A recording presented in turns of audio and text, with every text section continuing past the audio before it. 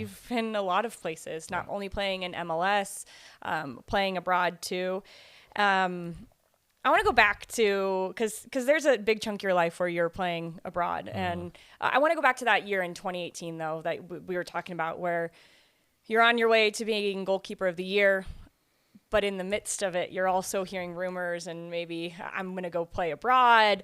How did you manage that time in your life of feeling kind of like, in a way, you're on top, but also like so hungry for wanting to stay, but wanting to, I don't know, it feels like a hard thing to manage. Yeah, I think I had good people around me, my family, my friends, my agent. They really helped me stay level-headed and even-keeled. And I think just growing up with being the oldest of five, I'm very just calm because the rest of my family is crazy. And then just being a goalkeeper, you need to be calm. And like you said, I watched it from Tim, his poise, his posture and his poise and everything. So I think, of course, when City was coming knocking and I was doing really well, I knew that I just had to continue to work hard each and every day, focus on the day-to-day, stay present, and then everything else would work out how it's meant to. And honestly, when City came knocking, I was like, wow, this isn't real. Like, what's going on?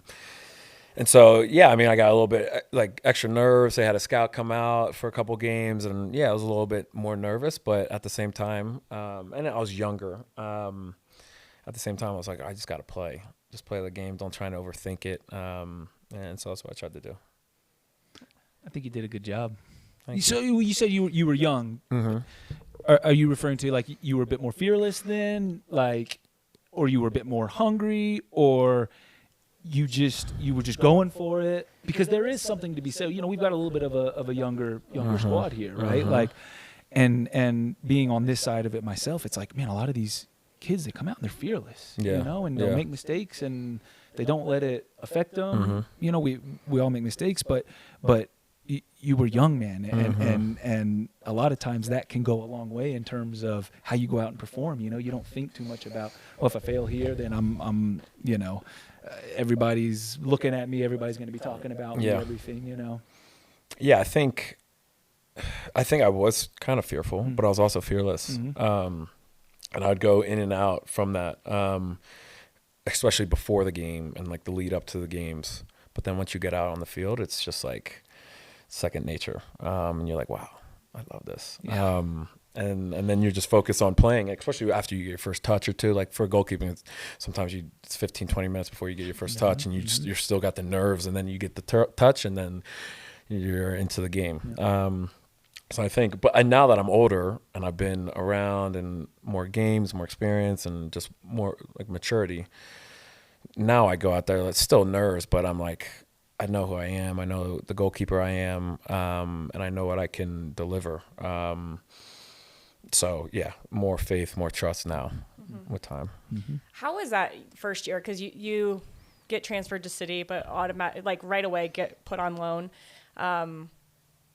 And it felt like ups and downs, and then COVID. It felt like that was a hard year for you. Yeah. What was it like to be in your shoes and navigate that, and how much growth was there in that process? Yeah, so that was a fun year because my sister was over there with me. Oh, cool. My youngest sister was over there with me, which was great to have somebody over there. That speaks English. Yes. And you know. Yes. Right? And it was a beautiful city, Düsseldorf. Beautiful city. The team wasn't great. We struggled. And that was tough. But it was also good because I got a lot of action. But we lost a lot of games, and so that was tough. And I was dealing with patellar tendonitis, which was just annoying. And so coming back from the winter break, I was like, oh, I need to get this sorted. This is like, I can't even like push off or do anything. So I was doing rehab in that, and I started to come back, and then had the MCL. I was out for 3 months there, and then COVID hit. So that was just a choppy year. But the first 6 months were good, but we weren't a good team, but we had a great fan base, a great city. My sister was over there with me, so that was great for 6 months. And then the second, once 2020 hit, that was just crazy whirlwind for us all. Yeah. That was fun for everybody. Yeah. Yeah. Do you feel like in a way the injury was at a good time because nobody was playing, or is there ever an injury at a good time? I think it was at a good time. I mean, injuries unfortunately are part of the game, but you get to come back stronger and focus on other things. So I think that was a good time. Yeah. Let's fast forward then, because you make your way to City and you're with the team. When was the first time you were with them? I went in, I think it was like early September is when we started training again. Okay. Because they had the season. Yeah. What was that like, walking in the locker room the first time? I mean, it's surreal. I mean, I was like, I remember the drive like, be to. cool, yeah, be cool. Yeah, the That's drive. I mean, that's what I would be telling myself. 100%. Just go and telling dad jokes. Yeah, that's what you would be saying. I mean, it was just so surreal. I mean, I walked in, I was so nervous. I was like, I can't believe I'm about to be training with these guys. I mean, and I was coming off the MCL, so I didn't do so much training and all that. And so I didn't have like I wasn't the most confident, and I was fit, but I wasn't like training fit. And then I had to get up to speed with training with them. And that took probably 2 or 3 months. And, but yeah,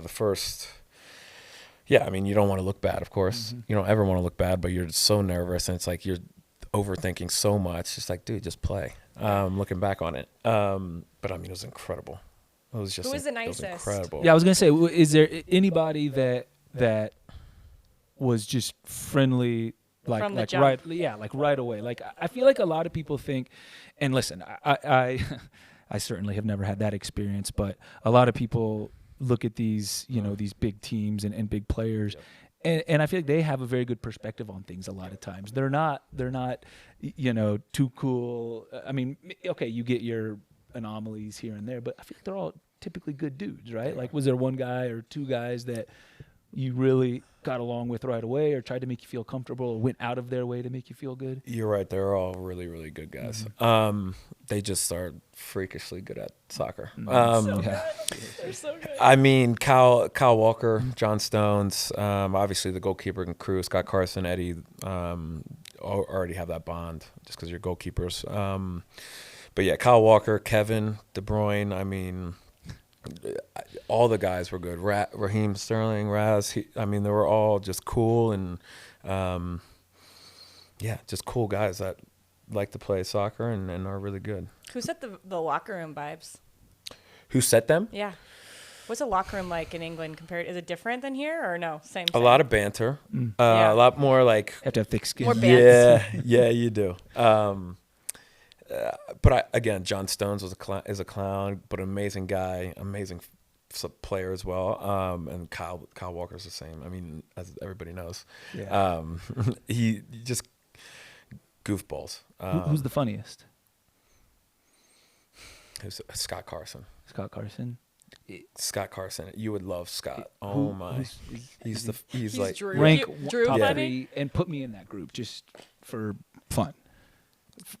You're having him rank the funniest people. Yeah, he knows? funniest. But if I was in the group, okay. yeah. I don't know if this is gonna end I well had for to you, go Drew. So maybe just tell Scott? us 2 and 3. What? You haven't been around me long enough. I haven't been. Yeah. I haven't been. I'll climb the. Okay. Am And then I- I'll put you. am I top And then 3? I'll put you. Yeah, you Okay. too. You too. And then I'd go Kyle. Kyle. Yeah. On the pitch, when you're in goal and you're in a shooting drill, That was so fun.